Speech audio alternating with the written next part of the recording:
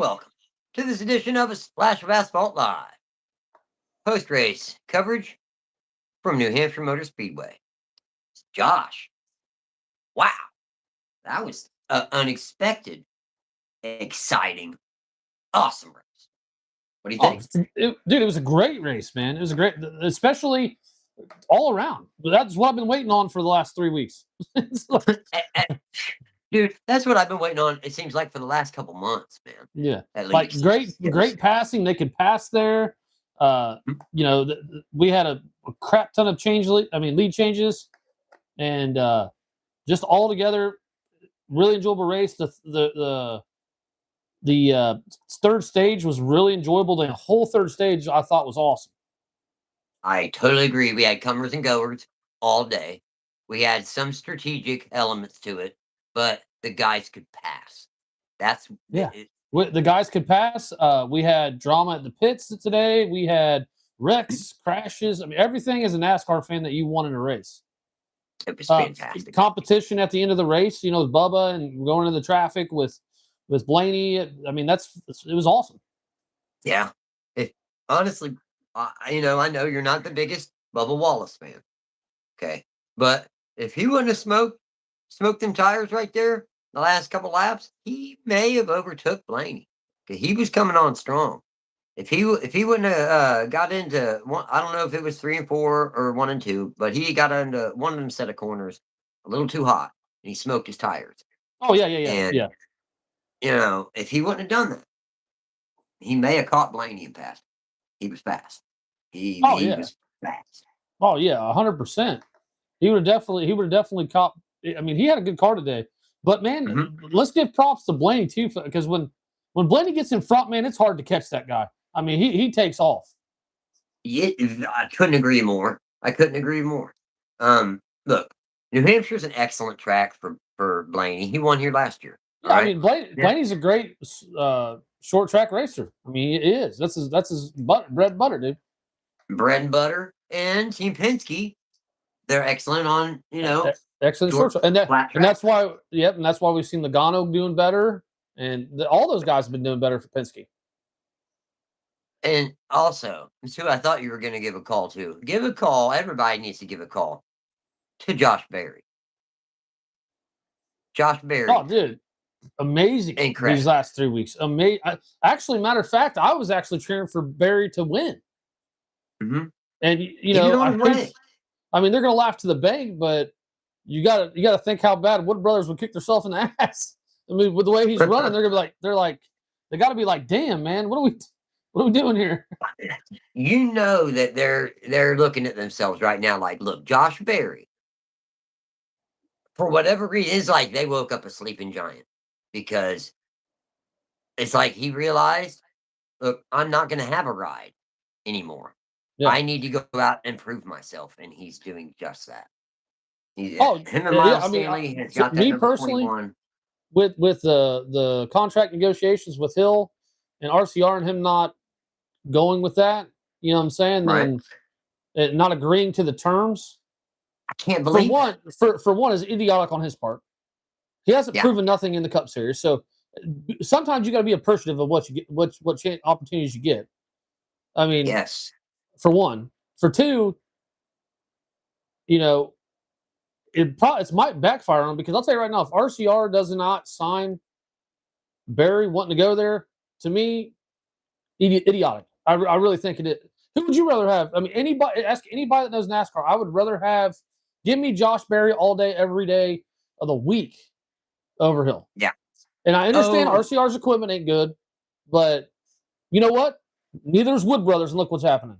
So, I mean, honestly, that's it. I mean, it is what it is. It is what it is. And Berry is a driver that is a difference maker. He's a difference maker. And they would be, if they have the opportunity, it would be ignorant of them not to choose to go that route with Berry. It would really be ignorant.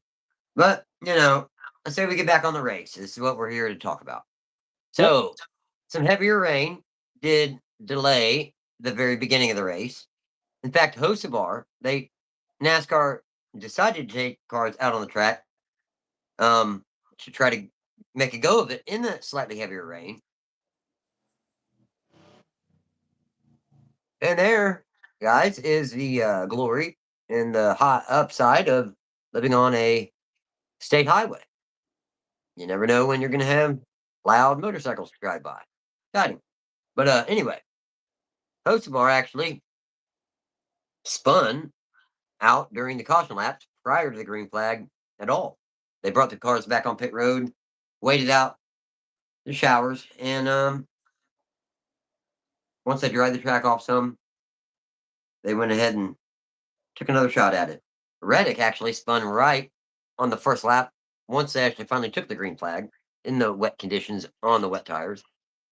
And collected Hamlin and Priest kind of in the process, but none of them really got much damage. Honestly, No, not much damage. not Bringing out bad. the first caution. I don't know, maybe 20, 25 laps later, John Hunter Nemechek spun, bring in his number 40 Dollar Tree Toyota, bringing out the second caution. SVG, he started fifth, he qualified fifth. Tell you what, he led a plethora lap in the beginning of this race. He looked great on the wet tires. They had a caution, competition caution on lap 40, right? And they came in, they changed from the wet tires to the dry tires. From there, Ricky Stenhouse. Didn't you say Ricky Stenhouse, something happened to him? Yeah, he just Ricky Stenhouse just when they switched over to the dry tires, he just lost control of the rear back end and smacked the wall. Nobody touched him at all whatsoever. Smashed the whole back end of his car. Yeah, and they were able to continue, weren't they? Yeah, and just going on Ricky Stenhouse Jr. In all honesty, dude, nobody really talks about him. I mean, he don't do anything. I mean, I know it sounds messed up, but he's always wrecking or something crazy like that's always happening to him. Oh, I think this happened a couple of weeks ago too, where he just spun out and smacked the wall. I think this is where that nickname, that kind of crappy nickname, Ricky Stenhouse, came from. Oh yeah, I mean that goes back to him and Danica smacking it. You know what I mean? Like being together. Yeah, that does go back to them days, doesn't it? Yeah, it does. Well, but anyways, back to what we were saying about the race. But yeah, he hit the wall, and then we had Christopher Bell's pit crew member. I don't know if he got dragged. There was a hose that was pulled with it, but he fell, and thank God he didn't get ran over, because I mean he was way out of the pits. So that's bad. Yeah, thank God he didn't get ran over. Yep, and then we had Yep, and then we also had William Byron's pit crew member when he was doing a wedge adjustment. They left a tool on the top of the window and had to come back in for that. The wedge bar, the wedge bar. Yep, the wedge wrench. That happens every once in a while. They must not have maybe they didn't communicate to Byron that they were making a wedge adjustment, and it had to do something with that, because when he took off, when I watched it, when he took off, it was like he didn't even know they were doing a wedge adjustment. It was weird. I mean, even the guy, the pit crew member, was like, what are you doing, kind of thing, Yeah. Yep. So stage one ended up ending the top 10 ends as followed. Kyle Larson actually brought home the victory in stage one. So it goes Kyle Larson, Christopher Bell was second, Carson Osbar managed to work his way up to third, finishing third. Stage one, William Byron, fourth. Josh Berry brings it home fifth in stage one. Ryan Blaney, sixth. Ty Gibbs, seventh. Ryan Priest, eighth. Shane Van Gisbergen, ninth. And Chase Briscoe rounds out top 10. Finish out stage one. Hey, Lori, how are you doing out there? Hope you're having a wonderful day, and I hope you enjoyed the race today. Hello, Lori. Thanks for joining the stream and joining the chat. Thank you. So, yeah, yep. Then we got caution, the fifth caution came out. Hocevar.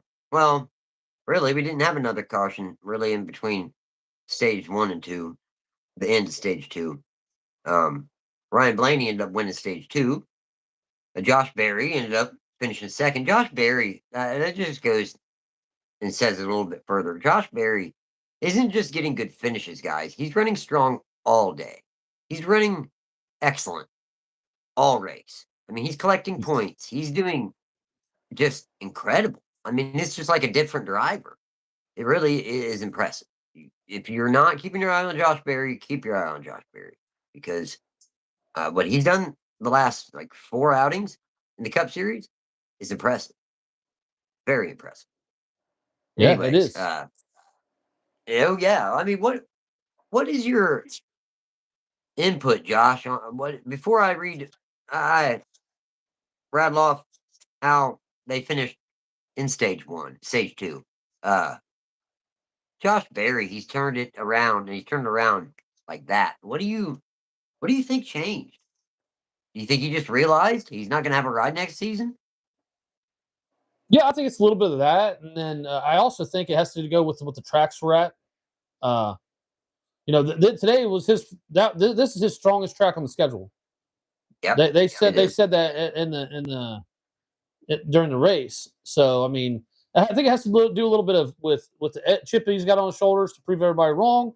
I think it has to do. I do think it has to do with that. I think he's studying a lot more, doing his research and trying to prove himself so he can get a ride. I mean, at the end of the day, I think that's what it is. And I think if this goes back to the RCR thing, what he probably said is, "I want to ride. I'm going to prove to RCR who they should pick." I think that's, uh, you know, that's. I mean, that would be my mentality. So I'm not 100% sure on that, but being with these drivers, how competitive they are, I guarantee that's some form of mentality that he has. Right. Yeah. That makes a lot of sense, Josh. I can't say you're wrong. That probably is a lot of his thinking process. So yeah, stage 2, top 10 ended up such as followed. Ryan Blaney ended up winning stage 2. Josh Berry ended up second. Bubba Wallace third. Ryan Priest fourth. Kyle Larson fifth. Brad Keselowski sixth. Chris Buescher seventh. Ty Gibbs eighth. Denny Hamlin ninth. And Christopher Bell rounding out your top 10 to finish up stage 2. So yeah, Hocevar sprung out the 5th caution of the day. When he just got loose and he spun, but he kept going. You said there was some contact that maybe necessitated this spin. Yes. With Hocevar. Yep. So yep, Connor Zilich. So from what I've seen and from what I've watched and stuff like that, Carson came over and thought he was clear, and then Connor Zilich just hit him perfectly right on the edge of the quarter panel and just spun him. So I don't think there's any bad blood there. I know that there was a little bit of feud there. I guarantee Carson was upset, but once he goes and looks back at it, I think he'll realize what happened. Because we all know, watching Carson, his style of driving, he's all over the place. I mean, when it comes to movie, I mean, he's wild when it comes to that. But I mean, I just think it was just an accident. I don't think there was no ill will towards Connor doing it. But yeah, and then Logano was caught up in that as well. So Logano was. Yeah.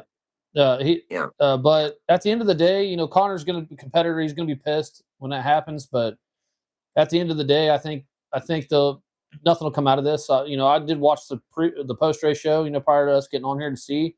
Right. But I didn't see anything.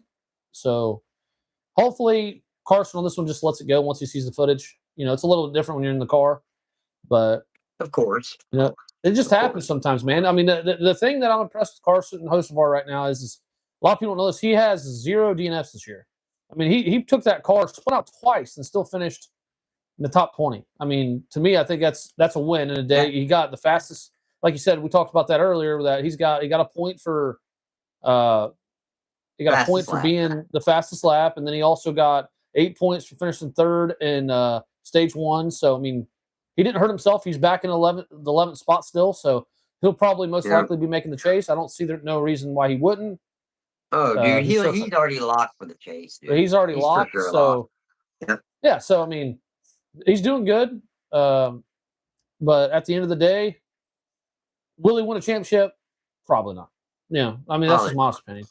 Probably not. Honest. But probably, but at the same but it'd time, be nice to see him finish. Every year get better and better. That's all I look for when I'm a fan of a driver, is just slowly getting better and better. Which I think he has the whole year. I think he has gotten better this year.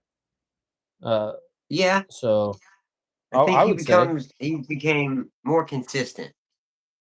Whereas, the peaks were great, but the valleys were deep last year. Yeah. You know what I mean? Yeah. It's 100%. It's kind of evened out more now.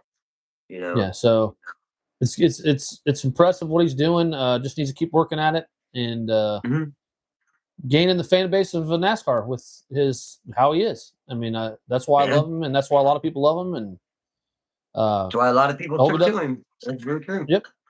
Yeah, but hey, just Dad, welcome, buddy.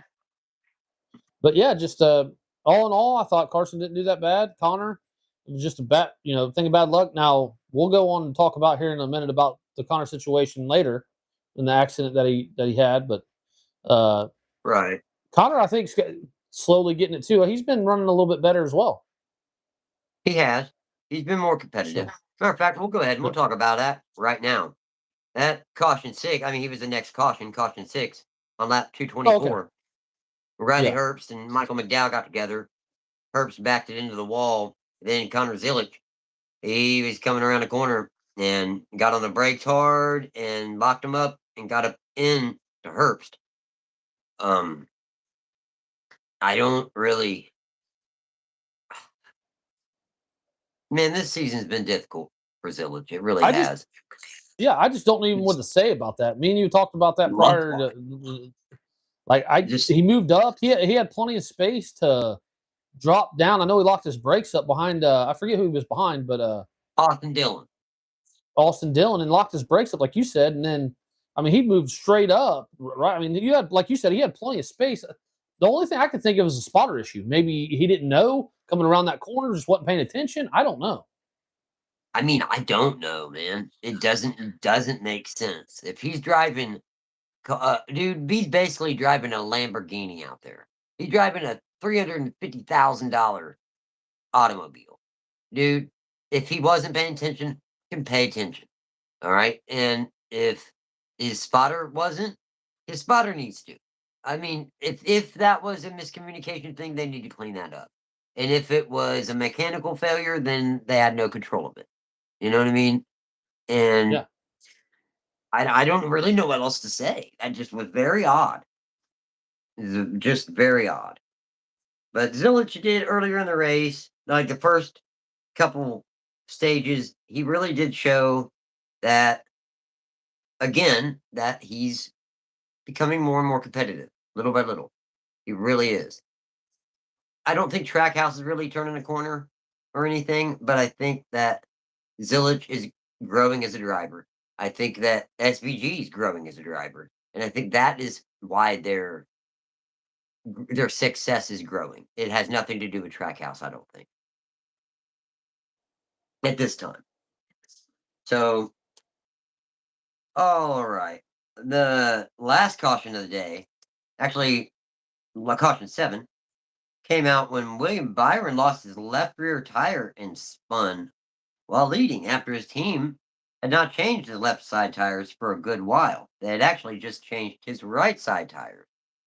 So, yeah, it's really odd. But yeah, he lost his tire there on track. So that means? That means he's going to have, I think he'll lose a couple of his pit crew members for 4 weeks or 2 weeks or something. That's the penalty for that. I think so. Sometimes, just varies on the severity and how many times it's happened. Sometimes but you're right. There is some kind of like rule when it comes to that. I just don't know the exact rule on that thing, because I mean, if it just happened, just so they got loosened. Yeah, it's either 2 or 4, but when it comes to something like that, they probably look into it and how many laps you've ran on the tire. because it could loosen up. So we'll see. But what do you think? Do you think they'll get penalized and for that, just like you said, for being so Man, late on the tires? that's the thing, because you gotta could it is there any way that any kind of vibration or anything else could have backed that thing off there? I don't think so, because there's a lock on them single lugs, I thought. You know what I mean? Yeah. Well, he did say because when I was watching it, I was listening to the announcers, and they did say that he said that he felt something weird in the back end prior to that happening. So, Hmm. I said wonder something if was it was off in a the back end of the car. malfunction. I mean, it's just hard to say, man. They might review it, but then again, they might just say, "Well, this is what we do. This is if this happens, this is the protocol, and we're gonna do it." It's hard to say. It'll be interesting to see how they Yeah. handle it. Really will be. Um, Oh yeah, but yeah, for sure. for the end of the for the race, though, it came down between three drivers, between Ryan Blaney and Bubba Wallace and Josh Berry. And I mean, they all were within a straightaway of one another. And in the end, Ryan Blaney holds on over Bubba Wallace and Josh Berry. And Yeah, it was a good, hard fought battle, close, close race, an exciting race. And I'll go ahead and let you guys know your top 20 finishers.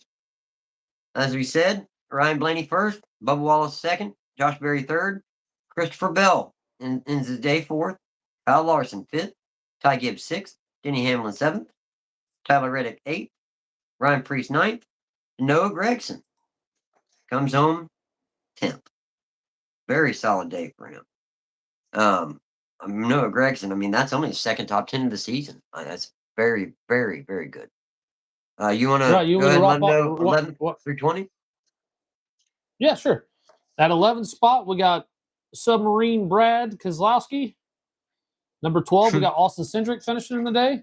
And number 13, Zane Smith. Number 14, Mr. Joey Logano. 15th, we got Alex Bowman. 16, Michael McDowell. 17, another Spire driver, Daniel Suarez. 18th, Mr. Busher. 19th, Carson Hocevar. And 20th, we got SVG. SVG. Yeah, off to us. Great, great start to the race. He just fell back to the mean. Man. That's a bummer, but still got a top 20. So that's something. He goes to Daytona, though, man. I mean, he's still above Priest, but he's only above Priest by he's only above Priest. What, 27 points? Something like that. I got the whole chase bubble all right here. Yeah, he's only 29 over Priest. If you want to, man, we'll go over the chase bubble.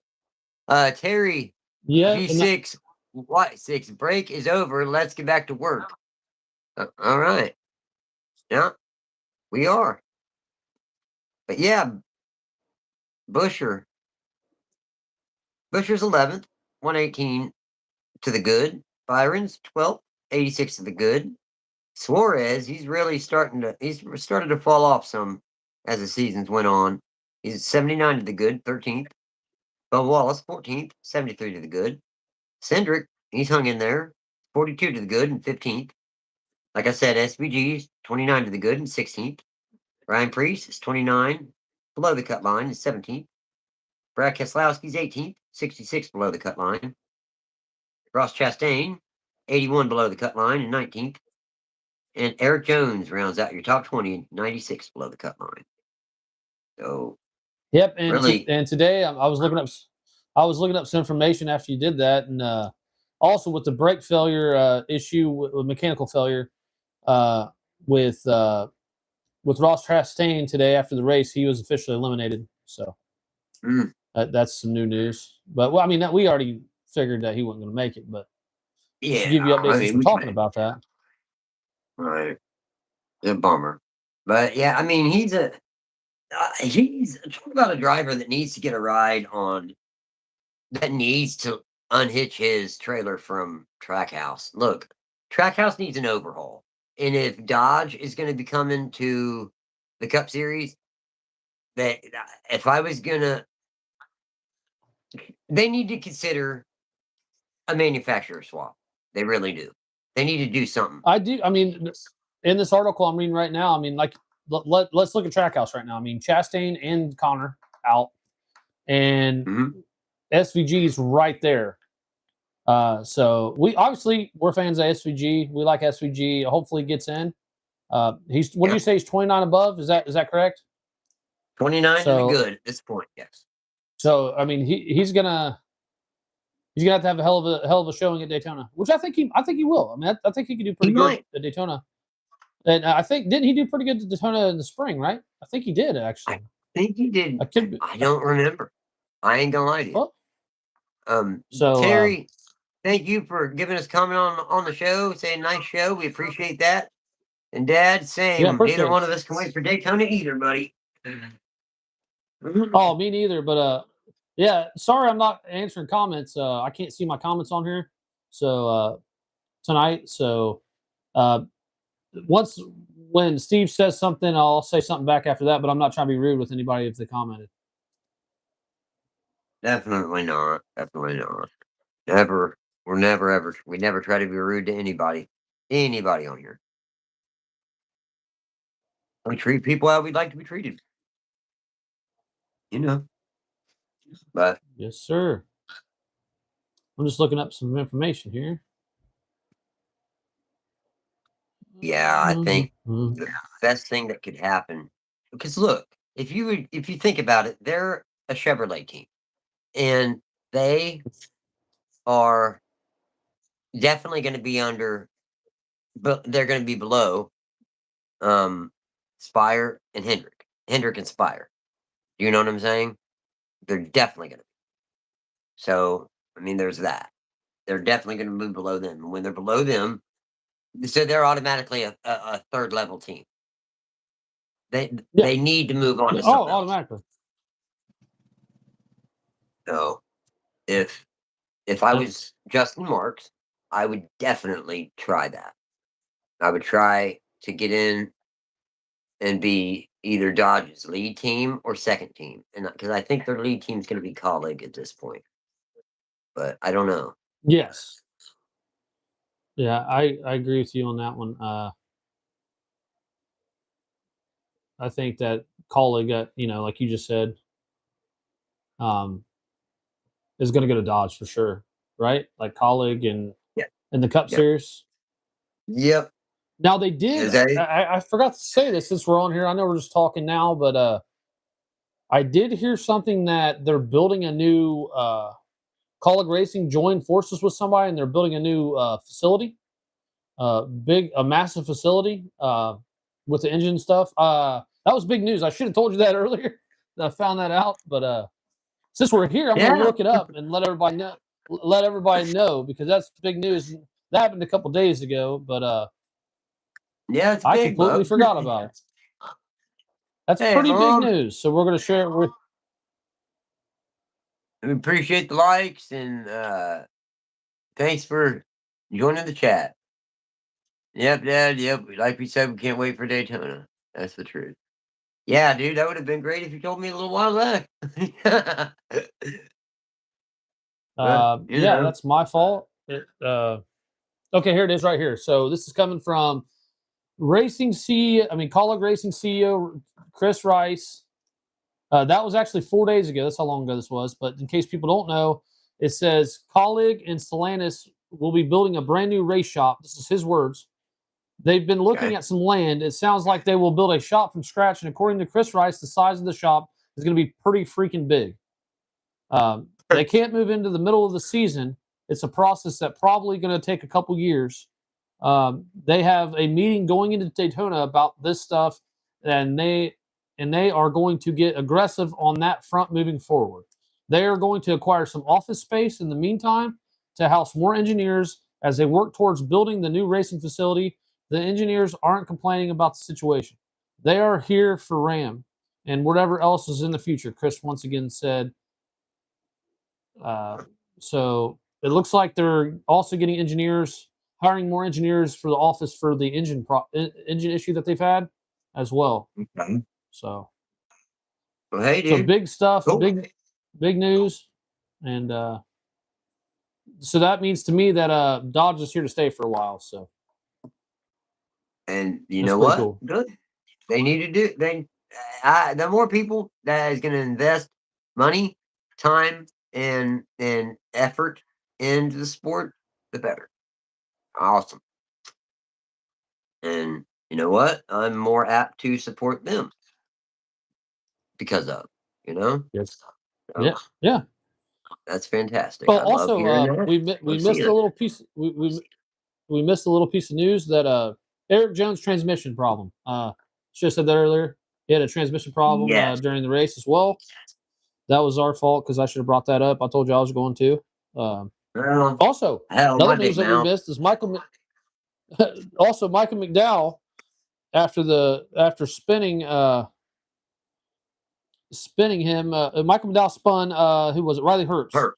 Yes. The crew chief came on the radio and on the scanner, and they said that NASCAR wanted to meet them and him and the owner at the hauler after the race. So more news will be coming about that. Kind of interested in seeing what happens with that. Yeah, me too. Because you know what? Look, I know. Okay, man, actually, I'm not going to say that on the show. Josh, when we get off the show, I got something I'm going to tell you. Yeah, definitely. And I think you'll find it maybe funny. Maybe you might agree. But, dude, Yeah, but it's, congratulations to Ryan Blaney, third one of the season, back-to-back yeah, wins in New Hampshire.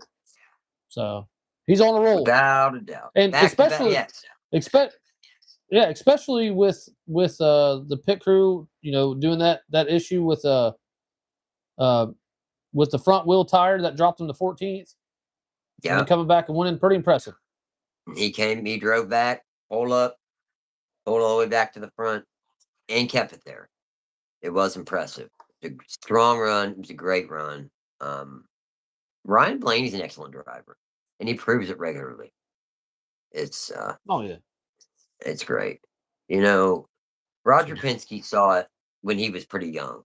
He saw it when he was rather young. When he was driving, when they put him in that number 21 for the Wood brothers, and he went out there and ran well. Won his first race at Pocono, if you remember. I think it was like 2016. yeah. Very, very surprising. And ever since then, Blaney has gotten better and better and better. It's impressive, man. And he's as good as his dad was in on dirt. You know what I'm saying? Like, Yeah. his dad was great on dirt, and Blaney's great in NASCAR. Ryan Blaney is great in NASCAR. Oh, phenomenal. I think, me personally, when it's all said and done, Blaney would be in the Hall of Fame. For sure. Without a doubt. Yeah. Without a doubt. He's already a multi-champion. So, just off that, he should be. But yeah, that's... Yeah. And also, I know I don't want to keep adding stuff, but I keep reading stuff while we're talking about NASCAR. Let's do it. This is a cool fact this has to do with Blaney. I mean, not Blaney, but Barry, because we were back on the subject of Barry. We're all impressed with Barry. It says it's the first time a driver for Wood Brothers has had 4 consecutive top 10 finishes since Morgan Shepherd in '94. Really? Yep. That's impressive. First time since Morgan Shepherd did what, 94? It's the first time a driver for the Wood Brothers has had 4 consecutive top 10 finishes since Morgan Shepherd in 1994. Yeah, and that was a very good season. Very good season by Morgan Shepherd, too. I mean, he finished like 4th in points that season. That's crazy. Yeah. So that's impressive. Sure. And hopefully I want to see him win a race. I ain't gonna lie, I'd love to see him win one too. And stuff it down their throat. You know what I'm saying? Yeah. Like, I'd like to see that. And I don't.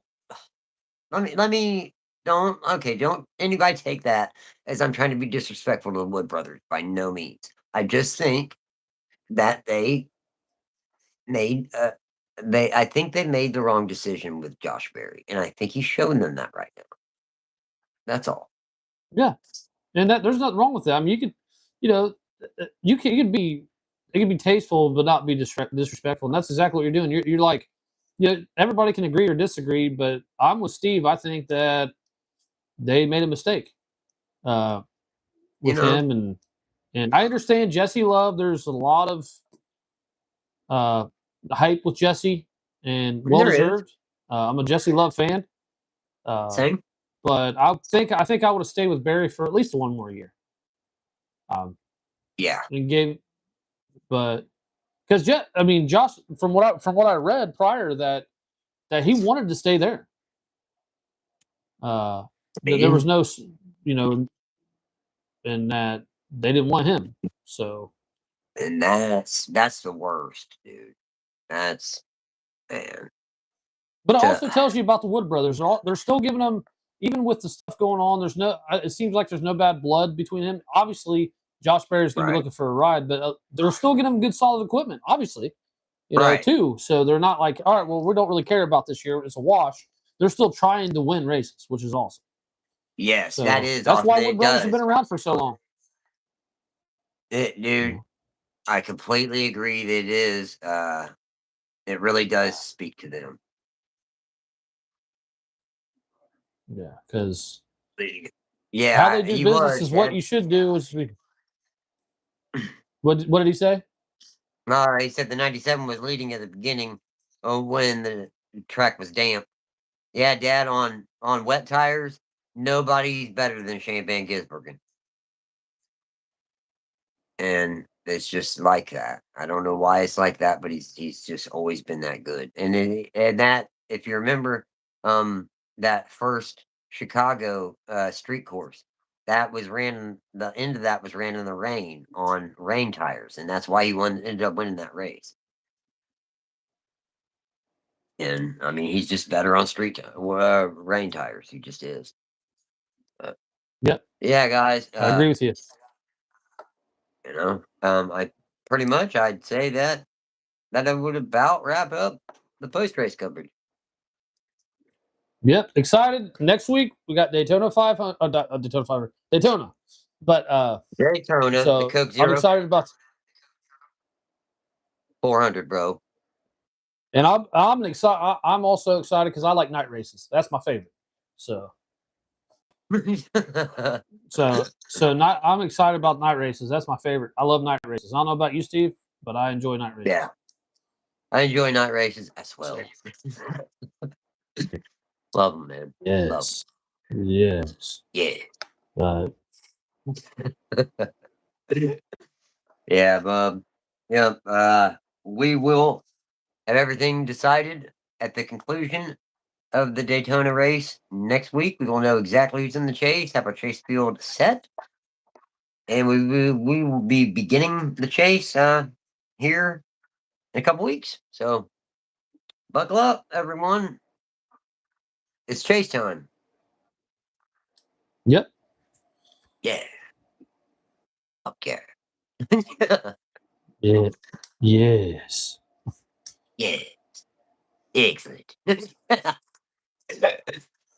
All right, guys. Well, guess we're gonna hop off here. Appreciate everybody joining us this evening for post race coverage. Appreciate everybody making. Appreciate it, guys. Comments in the chat, and we'll catch you guys next episode. Take care. Yep. See you guys. Have a good week.